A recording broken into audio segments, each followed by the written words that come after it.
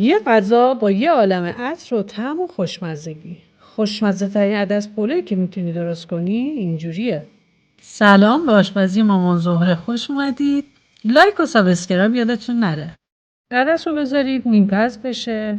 یه دونه پیاز بزرگ خلالی رو تو تابه بریزید. یکم که سبک شد روغن اضافه کنید و بذارید طلایی بشه.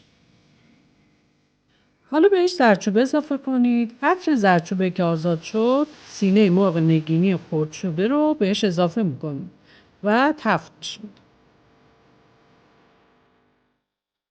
ادویه‌های داخل کپشن رو بهش اضافه میکنیم و تفت میدیم. بعد گردو خرد شده دندونگی رو بهش اضافه میکنیم و تفت میدیم. یه مقدار آب بریزید تا همه طعم‌ها به خورد هم بره.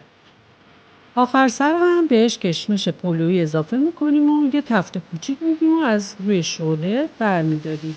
عدس که نیمپز شد اونو از آبش جدا میکنیم. آب که جوش اومد مقداری نمک میریزیم.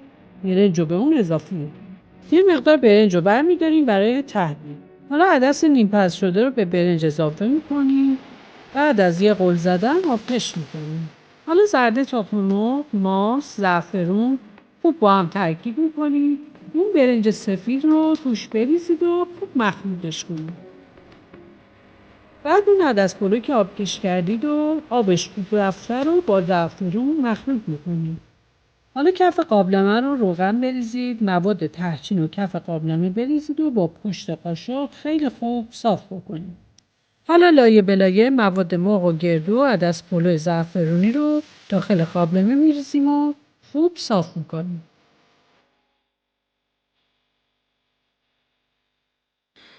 1 ساعتی میکشه که روی شعله کم دم بیاد. وای نمیدونید چه عطری داره در کنار خانواده نوش جان.